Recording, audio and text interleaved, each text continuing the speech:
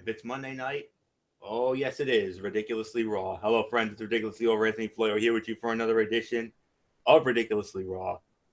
Glad to have you with us as always. Couple of notes that we need to address quickly. Of course, you know, the Twisted Angel, Dee Dee Woodson, the First Lady of the Wrestling Forum, will not be joining us due to work commitments beyond her control. But just about 20 minutes ago, I received a text from Girl MF Michael Fletcher, our other panelist. Unfortunately, due to work commitments beyond his control, Girl MF Michael Fletcher will not be joining us tonight either. So, with that being said, I'm here along with the Phenom Michael Bullock, and when it's just us on the show, you know what that means. The Yes Movement is running this show here tonight. So, that's all there is to it. So, without any further ado, let's not waste any time and let's not have any more dilly dallying here. Let's get into the action. Monday Night Raw live tonight from the campus of the Ohio State University in Columbus, Ohio, at the Buckeyes Arena. There, that's where we were for this Monday Night Raw tonight, and it was the fallout from last night's Roadblock event. And I'll tell you right now, we actually got we actually got the start. We actually started the road to the Royal Rumble as well. It was live tonight from the Schottenstein Center in Columbus, Ohio, on the campus of the Ohio State University. And we started it off with an in-ring segment. Yeah, stop me if you've heard that one before. We started it off with the Universal Champion Kevin Owens in the ring with his partner Chris Jericho. You know, they gloated about what they did last night, and then they were interrupted by General Manager Mick Foley. And Mick Foley made an announcement saying that at the Royal Rumble, there will be a return match for the Universal Championship. Kevin Owens will defend his Universal title against Roman Reigns. Y'all know what happened last night at Roadblock, that, ooh, boy, main event there, which left a lot to be desired. And because of all that craziness, Foley booked a rematch, Owens and Reigns one more time for the Universal Gold at the Royal Rumble, 41 nights from now at the Alamo Dome in San Antonio. But here's the caveat. Chris Jericho is going to be hanging above the ring in a shark cage. Yes. So that's all there was to say about that. So I'm pretty sure every shark cage match I've seen has ended with the person in the cage dropping a foreign object into the ring. That said, this was an entertaining segment. I assume Jericho and Owens worked the crowd before the match to get the boos they received to start the show, because they tend to get more cheers than boos these days. They were comical here, yet Jericho showed some ass as he was raised above the ring. You could tell that he, Owens, and Foley have a good time working together. Meanwhile, shouldn't Seth Rollins be upset since his plan was to beat Jericho, then Owens, and then get his match with Triple H? Good question. I don't know. I really don't know. But what I do know is, I'll tell you right now, there were a lot of in-ring segments on this show tonight. A lot of talking segments, and this one in particular was definitely one of the segments of the night for sure. It was a very entertaining segment. All three were amazing. Jericho, let's face it, Jericho was the star of the segment here. But then again, you can make an argument all three were amazing. But Jericho, to me, especially when he got locked in that cage and then was raised above the cage and then was freaking out. I mean, I told Michael Bullock during our Raw chat tonight that, could you imagine if we had that sucker in Chipmunk? Oh boy, that would be funny as hell. That's all I can say about that. But then again, there were a lot of things on this show that made us laugh tonight, and that was actually one of the few things that actually made us laugh during this show tonight, the Jericho freak out. Michael Bullock had a hell of a lot of fun with that, and so that's all I can say on that. Most definitely, this was one of the segments of the night. But then again, you can make an argument that this was the segment of the night if you really think about it. So, well done. Good way to start off the show. So, Phenom, Michael Bullock, come on in. Fresh off another one of our infamous Raw chats. And, yeah, you had a lot of fun with Y2J being suspended above in that cage above the ring. You were drinking it in, man. Yes, I was drinking it in, man. Yeah, this I do agree. I mean, this was definitely one of the segments of the night, and I agree. All three played their roles well. And I mean, when Jericho found out that he was going to be put inside a cage and raised up 20 feet from the ring, when of course Roman Reigns and Kevin Owens face each other for the Universal title at the Royal Rumble. I mean, he literally stole the show, where basically he's like, I'm not going in the cage. I'm not going in the cage. Well, he did go in there and he got raised up, and I think everybody was basically entertained with when he was screaming like, "Get me down from here! Get me down from here!" And basically Mick Foley just ended up just leaving him there. But they did eventually get him down, so yeah, I do agree. This was definitely one of the segments of the night. I mean, everybody played their parts very well in this. So that being said, Florio, let's move on. Yes, sir, and that's exactly what we're gonna do. But before we do, Bullock, we do have a cutoff here. We were supposed to have a return match from the Roadblock kickoff show last night. Rusev one-on-one with Big Cass, of course, Lana and Enzo Amore in the respective corners.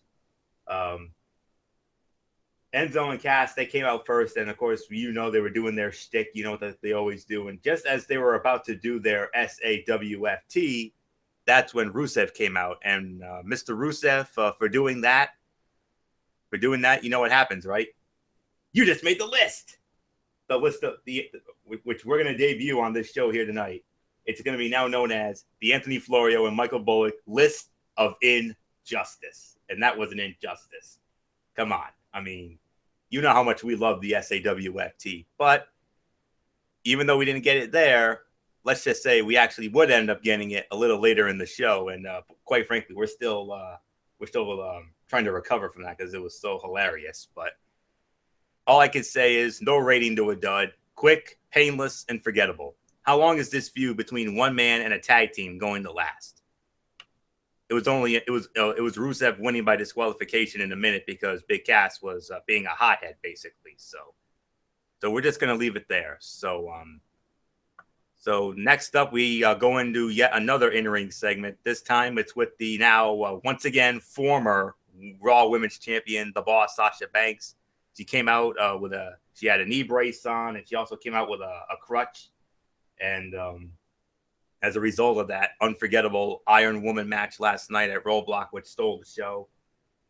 And after reviewing it for a second time, I'm actually pulling the trigger, and I'm giving that I'm calling that a 5-star classic, and I'm also calling it the match of the year. I don't care what anybody says. That's my fight of the year for right now. So the Boss, she cut the promo about how Charlotte makes her better and all that. And then she would get interrupted by Nia Jax. And, well, let's just say, in the immortal words of JBL, this did not end well for the Boss. So, Michael Bullock, we're going to start this off with you here since we had that cutoff. So, we couldn't believe it. I mean, Sasha called out Charlotte, but instead, she got the baddest woman on the planet in the form of Nia Jax. Yeah, and this was another good segment here, and yeah, I mean, Sasha Banks was basically talking about, I mean, that her and Charlotte went through, going from the first match they had on the first Raw, the New Era, and of course the match they had at SummerSlam, of course the first ever women's Hell in a Cell match, to of course Anywhere, and of course the what we saw last night with the 30-minute Iron Man match, and she basically said Charlotte to come out so she could say congratulations to her, but nope, she didn't get her. She instead got Nia Jax, and Nia Jax basically came out and said that she's the new boss now, and she basically took a cheap shot right at the knee, and she threw her around in her injured knee landed right on the rope. So, interesting with this. I mean, could we be seeing a future rivalry with Sasha Banks and Nia Jax? I don't know. We'll just have to wait and see. But a good segment all around. So, Florio, I give it to you. Yeah. Here's the thing. Why not have Nia hit Sasha's bad knee with it? That was a decent angle, but it would have been so much better if Jax had done more than simply toss Sasha across the ring. Still, I like the idea of Sasha moving on and facing Jax. And this would seem to free up Charlotte for maybe Bayley. We'll find out later. Believe it or not, Roadblock may actually have been the end of the line for the Charlotte versus Sasha feud, at least for now. So yeah, I mean, Sasha was great. I mean, good segment, yes. It's definitely one of the segments of the night, but I'm not going to put it up there as one of the high segments of the night. I mean, that first segment was just amazing. This one here, fairly decent. So with that being said, we're going to move on now to our next match, and of course, per Michael Bullock's boycott situation to cruiserweight match. So Bullock's obviously going to sit this one out because you all know he's still in boycott mode, and that's not going to change anytime soon unless a miracle happens. We get Cedric Alexander, and believe it or not, Cedric Alexander, he did not come out alone. He was accompanied by his, I guess we could say, his now storyline girlfriend, Alicia Fox. Not a bad choice, if I do say so myself. And he went up against Noam Dar. And the winner of the match in 5 minutes and 10 seconds, it was Cedric Alexander. Okay. The Cruiserweights received a 5-minute match, but roughly 3 minutes of it consisted of commercials. Dar trying to steal Alexander's girlfriend is a fine idea, but they really should have done more to cement the Cedric and Alicia pairing so that it would have packed more of a punch. But I can only give this 1 to 1.5 stars for the effort. I mean, WWE's at it again, man. I mean, this is what I was worried about when the whole thing at Survivor Series went down, where the Cruiserweights stayed on Monday Night Raw instead of going to SmackDown Live. It would have made more sense to go to SmackDown Live because they taped the 205 Live show right after SmackDown Live, although last week's show was actually taped, I believe, after Raw last Monday night for some odd reasons. So, but nonetheless, I think it was because of the Tribute to the Troops. I think that's the only reason why, because they taped Tribute to the Troops after SmackDown Live, I believe, or before it. I don't know. But nonetheless, another ho-hum cruiserweight match, and I like both of these guys. I do. I mean, they both had great showings in the Cruiserweight Classic, especially Cedric Alexander. If you didn't see the match with Kota Ibushi, which was a 5-star classic with Shakespearean drama at its finest, dynamo commentary from Mauro Ranallo and Daniel Bryan, go on the network and watch it, man. You don't know what you're missing. So that's all I can say. 1 to 1.5 stars. One of the worst fights of the night. So now we come to, for the first time, it's been a while since we've had one of these on the show, a 2-for-1 segment. And, we had the New Day. New Day came out and they cut their first promo since their historic tag team title reign ended last night at Roadblock.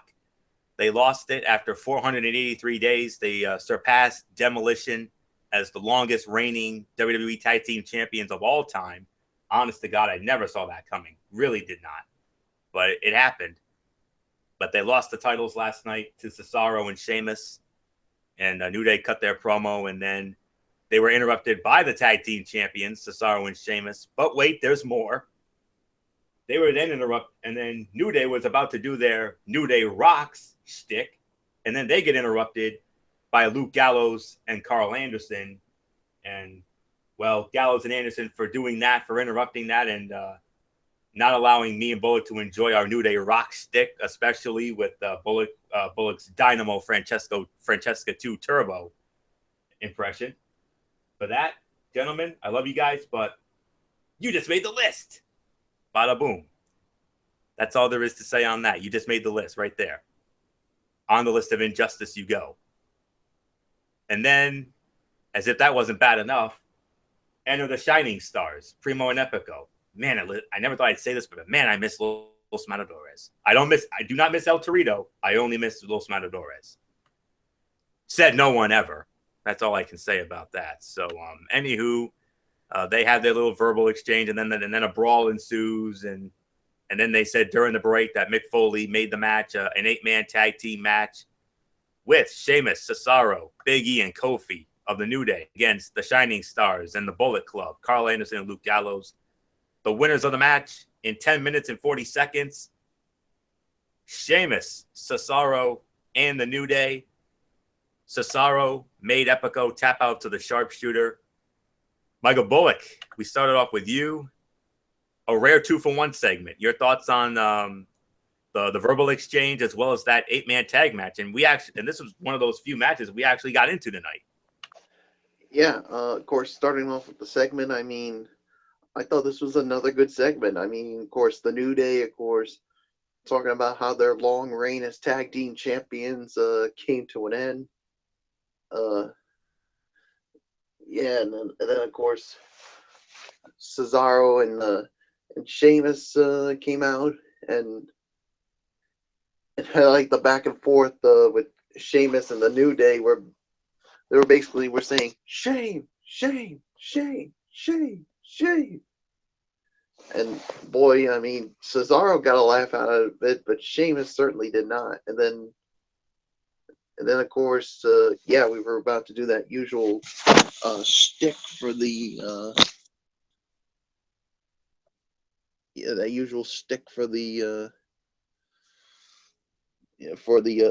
excuse me, for the New Day, and then all of a sudden, Gallows and Anderson come out, and then we had the Shining Stars, and we had a nice little brawl between all the members of the team. So I really got into it, and as far as the match goes, I'm gonna give it about I'll give it 3.5 stars. I mean, I was really into this match. I enjoyed every minute of it, and yeah, Cesaro and Sheamus get the win. And in case nobody noticed, we have a new tag team belts. I mean, it's the Raw tag team titles, which of course are in red, just like they do with the SmackDown Live. So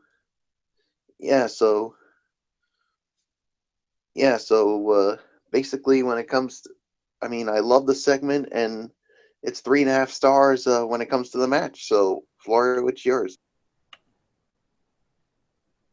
Okay. I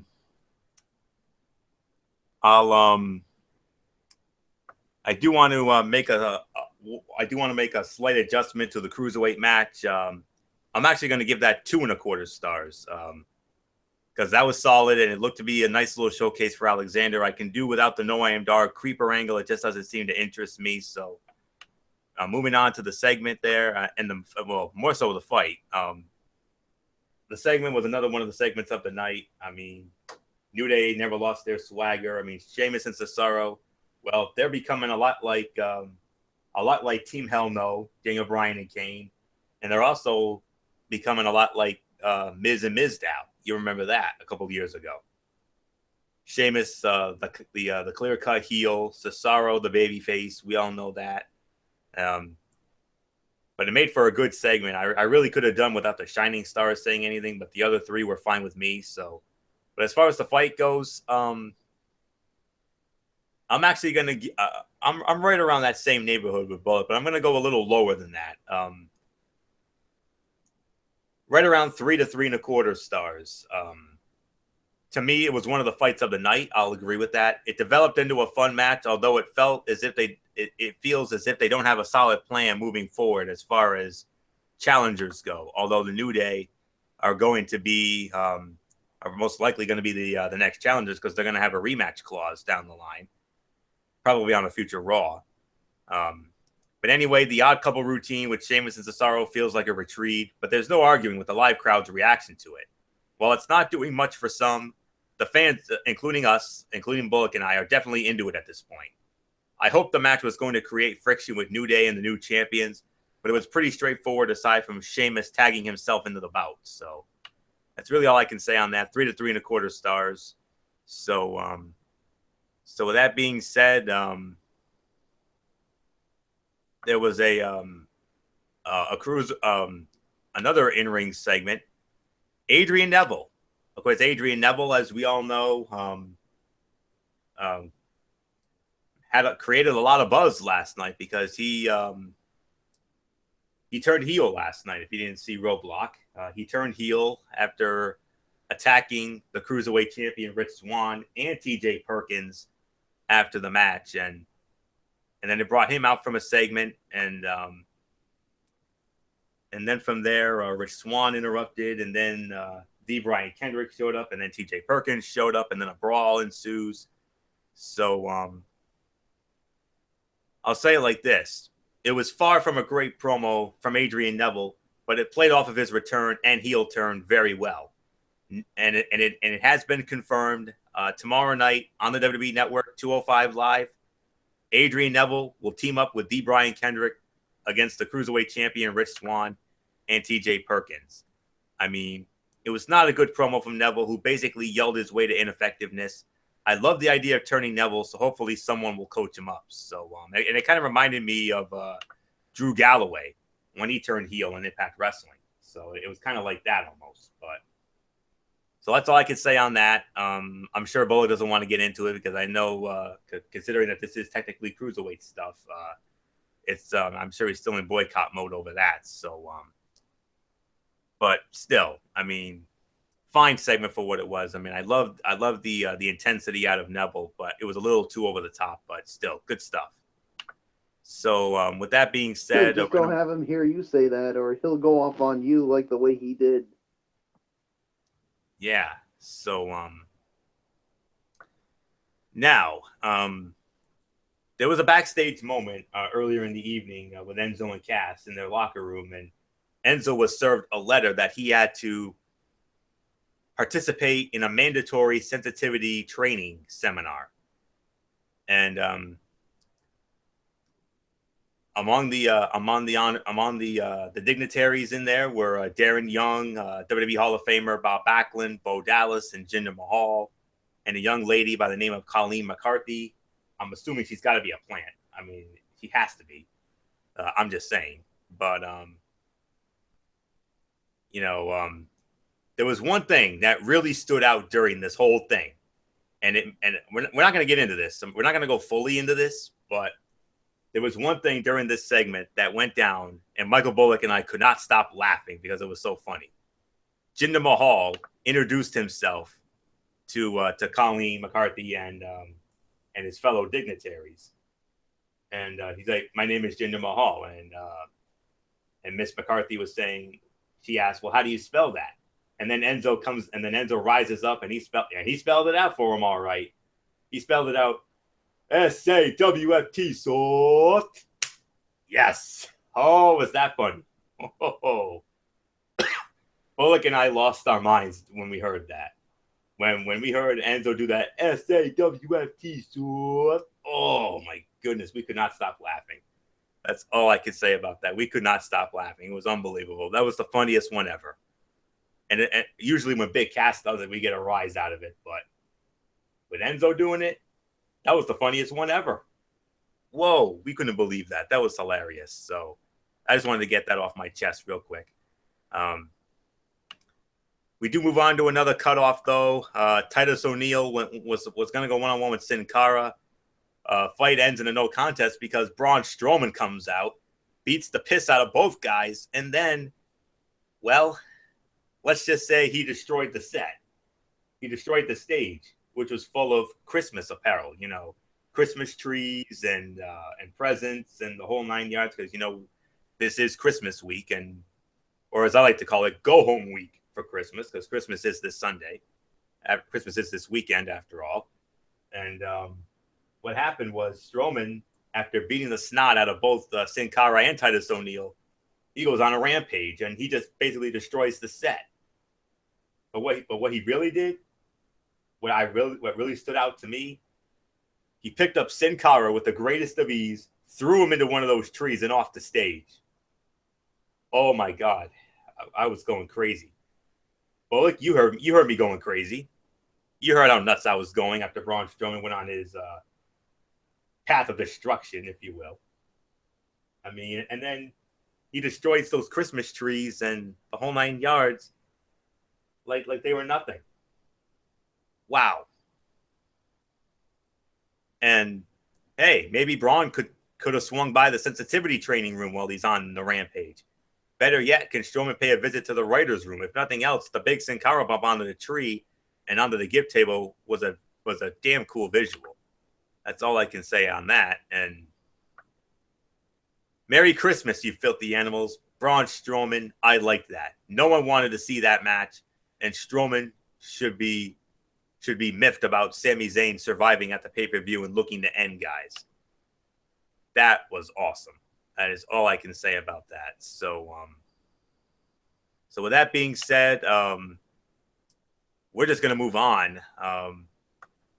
And that brings out the once again new and now 4-time Raw Women's Champion Charlotte Flair.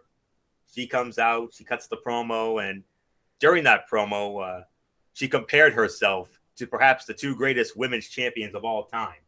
And both of them, of course, both WWE Hall of Famers. First off, Trish Stratus, and the other, the late, great Fabulous Moolah.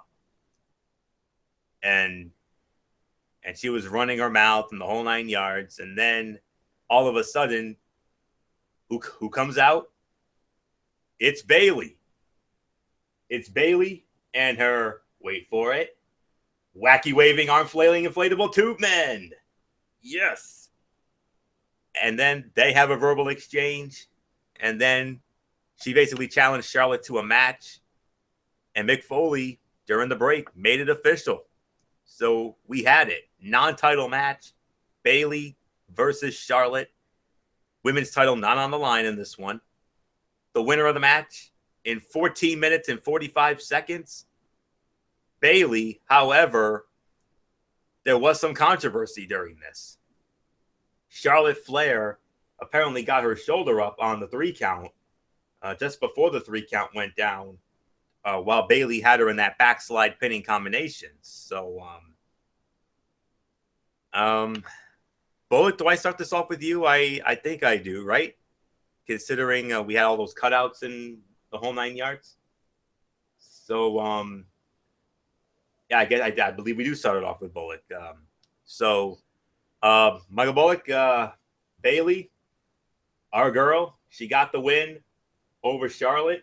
She's now 3-0 against Charlotte, and even with the controversy, I think we found Charlotte's next challenger. I really enjoyed this match, and to me, I mean, I think this was also a 3.5-star match. I mean, I love the body of work of both of these, of both of them, and yeah, I mean, Bayley, like you said, she's now 3-0 against Charlotte, and yes, I think we have our new number 1 contender for the Raw Women's Championship. It's going to be Bayley and Charlotte, and I think it's going to go down at the Royal Rumble. So, yeah, and to me, I think that's going to be the night when Bayley wins the Raw Women's Championship from Charlotte. You can bank on me on that. So, I enjoyed the match. 3.5 stars is my rating. So, Florio, I give it to you. I'm right there with you.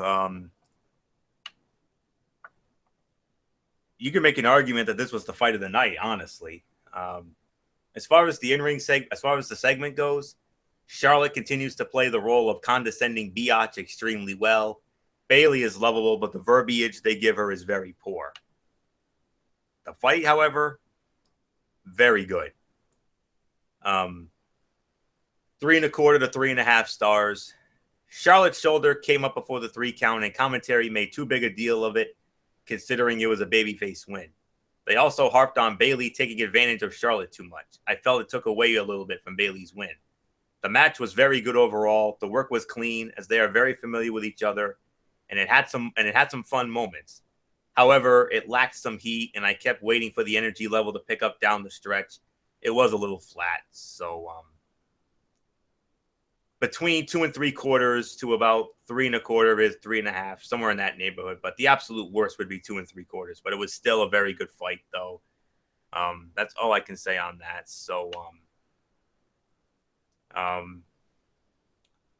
they did another, and then just as Enzo was wrapping, one other quick liner note. As far as the women's fight goes, it was a decent match with the story told that Bayley has Charlotte's number. It is now 3-0 against her. I actually like that Charlotte's shoulder was up. It feels like she loses as much as she wins these days. So, and then we had the sensitivity. They finished off the sensitivity training segment. All the guys got their diplomas, and Enzo said, "I don't need mine. I'm already certified." And then he basically hits on the therapist, and then he got interrupted by Rusev and Jinder Mahal, and both Rusev and Jinder Mahal goes on to beat the snot out of Enzo Amore. Okay, let me get this straight. WWE has an army of writers and producers under Vince McMahon, and yet this awful sensitivity training skit somehow made the cut. Humor is subjective and all, but the live crowd may have chuckled once so far. I don't care what the payoff is; it wasn't worth it. But then, another quick liner note. I guess Rusev has a tag partner for his feud with Enzo and Cass. Listen to the crowd's reaction to the attack. They didn't care. The crowd was so quiet that you could hear 2 or 3 guys chanting Corey Graves immediately after the segment aired. WWE needs to give up on this campy comedy variety show bull funky nonsense. And they should be embarrassed to have put any of that on the air, even though that SAWFT thing was funny. But that's really all there is to say on that. So just wanted to, address that. So with that being said, let's just move on to the main event of the evening. Tag team match. The newly reunited Shield.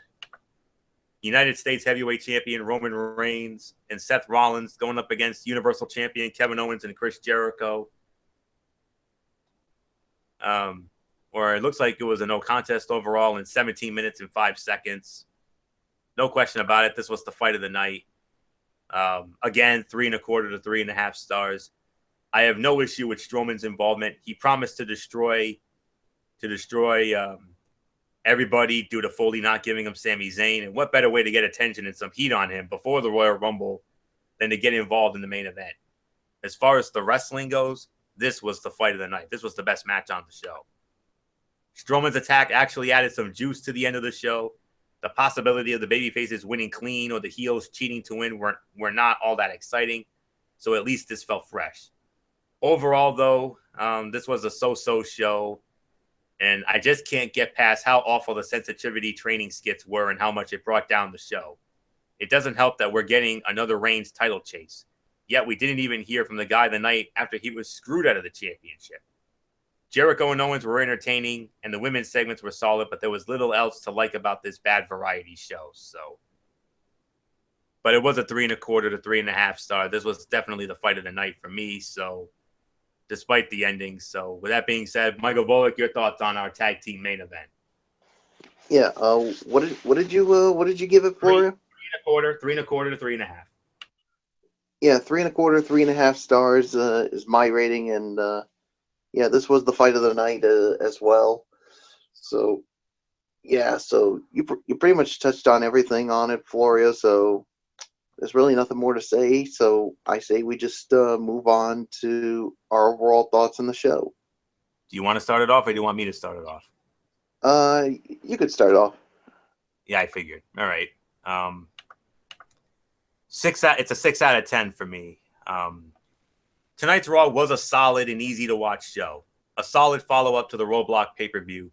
I felt as if it was an appetizer-style event as they set the stage and got things rolling for the Royal Rumble build. They even set the stage for some 205 Live stuff. That was some of the positives. again, like I said, overall, it was a so-so, and for the most part, a lousy show. I just can't get past how awful the sensitivity training skits were and how much it brought down the show. It didn't help. It doesn't help that we're getting another Roman Reigns title chase, yet we didn't even hear from him after he got screwed out of the title. They could have had him cut a promo or something on that. They could have started the show with that. But Jericho and Owens were entertaining. The women's segments were solid, but there was little else to like about this so-so show. Main event, the fight of the night. Second best fight. I mean, as far as what I would recommend from this show tonight, I recommend the main event. I also recommend Bayley and Charlotte. I also recommend the 8-man tag. I'll give you that. For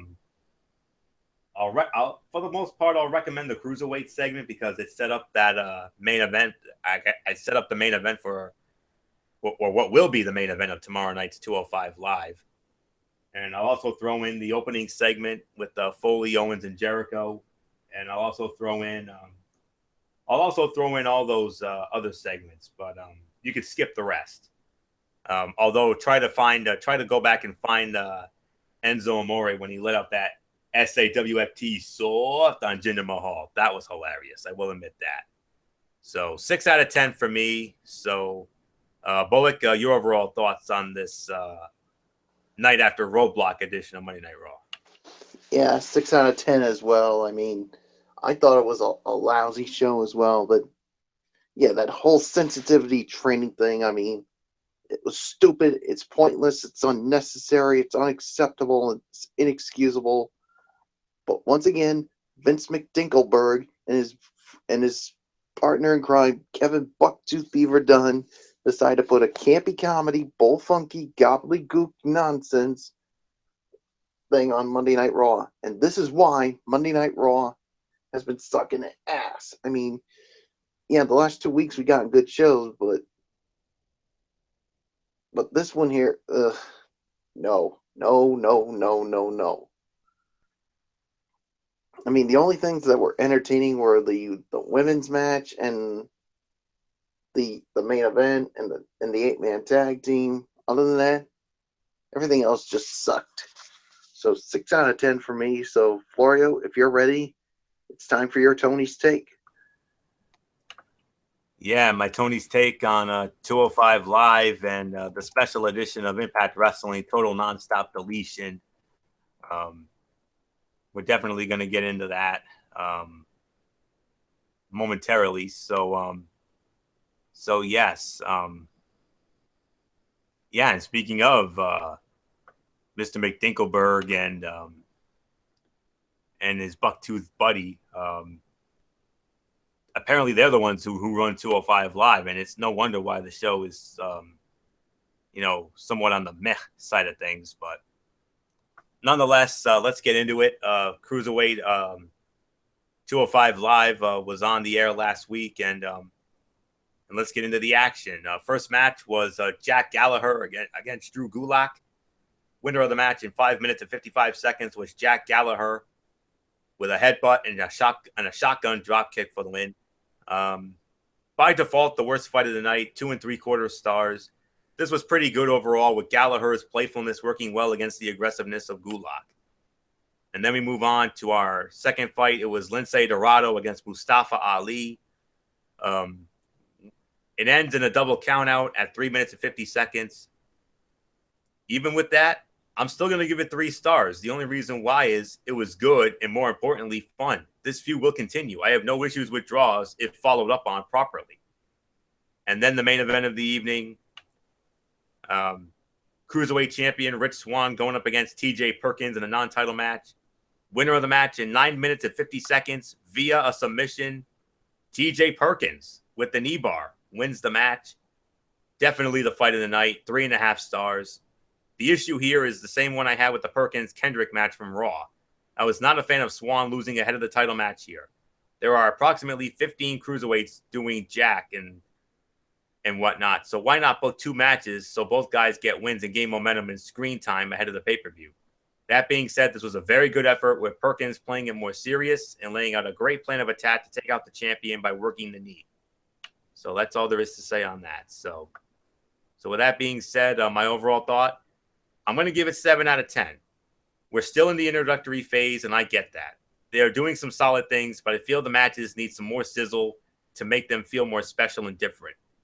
Last week's show had a bit more energy to it, and I felt it was actually more enjoyable than the first couple of shows. So I'll give it a 7 out of 10. I'll give it I actually thought it was a halfway decent show, and probably far and away the best show I've seen since the show started. So that's all I say on that. So now we're gonna move on to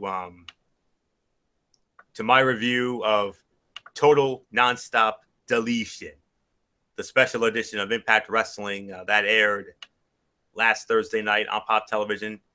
It took place from the Hardy compound in Cameron, North Carolina, the Dome of Deletion. Oh boy, that's all I can say.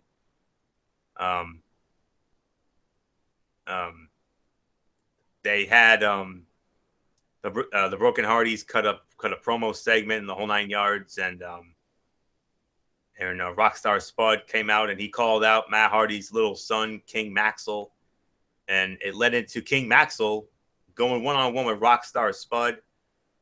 King Maxwell wins the match in 17 seconds via pinfall. No rating to a dud, but it was better than most of the one-night-only matches from 2016. So, but now let's get into a little bit of some serious business here. We had a knockouts match. Sienna declared herself the number one contender. She went up against former knockout ODB, who I guess was back for maybe one night.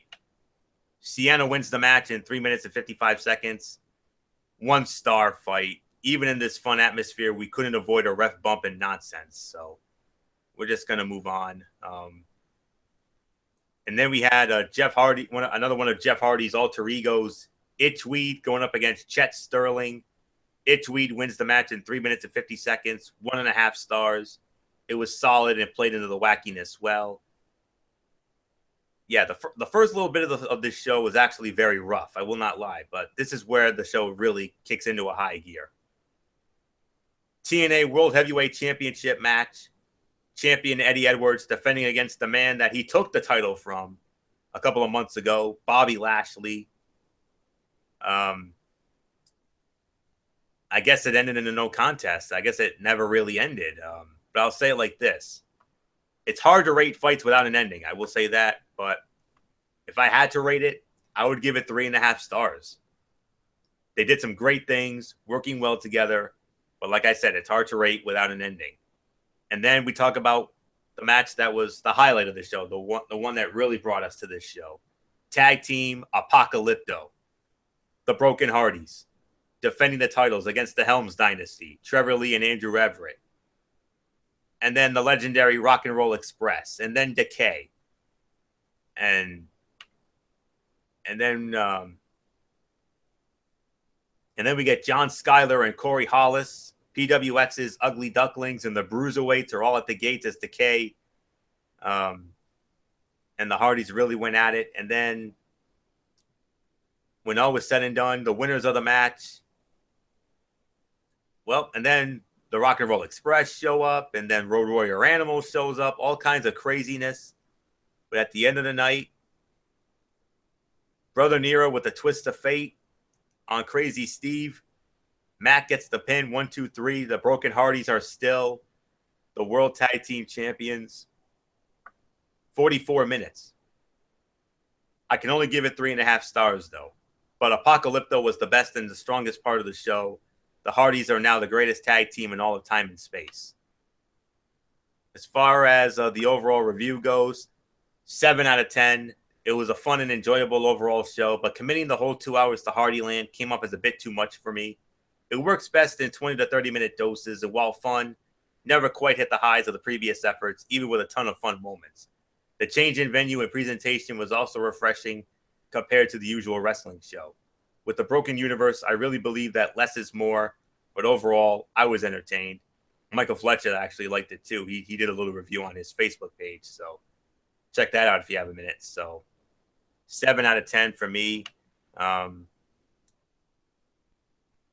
I don't believe I'm going to have an Impact. There will be no Impact Wrestling review next week. Reason being is this Thursday's Impact Wrestling show, I believe, is going to be a best of show. I think they're going to have a best of 2016 edition of Impact Wrestling. So that's really all I know. I think I'm pretty certain it's a best of the it's a year in review show. So that's really all I can say on that. So but yeah, that's really all I can say on that. So yeah, it's basically going to be a best of show on the next show. So all right, so that's going to put a bow on this edition of Ridiculously Raw. We want to thank you all so very much for tuning in. And we're going to get into our shout outs real quick. And Michael Bullock, if you would, start it off with your shout outs, and then I'll do mine, and I'll set up the future content. So it's all yours, man. All right. Of course, we thank you all so very much for tuning in for another edition of Ridiculously Raw. And of course, shout outs to all of our tremendous fans and viewers out there who continue to support our shows, whether it's this, the Cerebral Smack Talk, or Strictly Sports NFL Friday. Of course, shout outs to our First Lady, Dee Dee Woodson, and of course to our other super fans, Kevin Woodson and the rest of the Woodson family, and of course Matt Ward and Jason Hicksonbaugh, and of course our friends from our high school days, Al Bredesen, Jimmy Alden, Rob Parsons, Eric Carrier, Tom Souza, the First Lady of Strictly Sports, Kaiser Butler, to the Grand Poobah himself, Derek Ferreira, and to Michael Fletcher, who couldn't be with us. So yeah, that's pretty much gonna do it for me.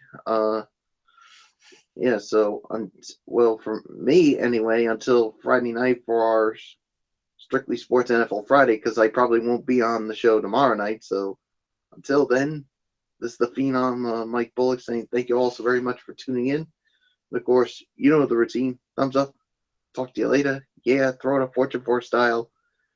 Bye for now, my friends. Enjoy the rest of your week, and I'll see you guys Friday. So, Florio, take us home with your shout outs. Yeah, we'll do, Bullock. Special shout out to all of our tremendous fans and viewers out there who continue to make our projects as ridiculously over as they are. A special thanks to all of you who checked out our Roadblock review show last night with myself and Michael Bullock and Dee Dee Woodson. 47 views as of right now. We're almost at 50 views, so I'm very much appreciative of that. So you are the best fans in the world. We appreciate you tuning in. So that's all I can say on that. So, of course, we want to send a special shout out, of course, to the Twisted Angel, Dee Dee Woodson, the First Lady of the Wrestling Forum, along with Kevin Woodson and the entire Woodson family. Matt Ward, Jason Hicksonbaugh, Daniel Luttrell from the UK. Our other First Ladies, Kaiser Butler, Megan Silva, and Lexi Calloway. The rest of our crew, Tommy Souza, Eric Carrier, Jimmy Alden, Al Bredesen, and Rob Parsons. And, of course, good old MF Michael Fletcher, who couldn't be with us tonight because of work commitments beyond his control. And, of course, the hardcore pipe bomb himself, Derek Ferreira. So that's really all I can say on that. And I'll save the rest of my shout-outs for Friday night. And so that'll do it for this. Next time we'll be with you will be tomorrow night, either at 10 or 10:30. We will have another edition of the Cerebral Smack Talk. Good old MF Michael Fletcher will be your host for that. We're gonna head on over to his channel, Brace Fan 95, as myself and Dee Dee Woodson will be on to. We're gonna review SmackDown Live. Dean Ambrose will be going up against Luke Harper, I believe, but the Wyatts will be involved, so we're gonna see how that goes down. And of course, not only will we review SmackDown Live, but MF will have his Mikey's Mindset on ROH, Lucha Underground, maybe some other news if he has anything. And then after that, we'll see you on Friday night for NFL Friday, Week 16 edition. We will recap the Thursday night game between the New York Giants and the Philadelphia Eagles. We'll preview the remaining games of Week 16, and we'll also unveil our newest NFL Power Rankings. I mean, some great games to look forward to this weekend for Christmas, Christmas Eve and Christmas. Ravens and Steelers, Broncos and Chiefs, Colts and Raiders, Dolphins and Bills, Vikings and Packers, Buccaneers and Saints. Just to name a few of the great games that are going to go down this weekend. We're looking forward to covering all of that. So, and then we're off for the Christmas holidays. So that's it. So until tomorrow night for Cerebral Smack Talk over on Braves Fan 95, it's Ridiculously Over Anthony Florio here for the Phenom Michael Bullock, and in spirit, good old MF Michael Fletcher, the Twisted Angel Didi Woodson, and of course, hardcore pipe bomb himself, Derek Ferreira. You know the routine, everybody. Thumbs up. Talk to you later. Yeah. Throw it up Fortune 4 style. Bye for now, my friends. God bless. Be good to each other.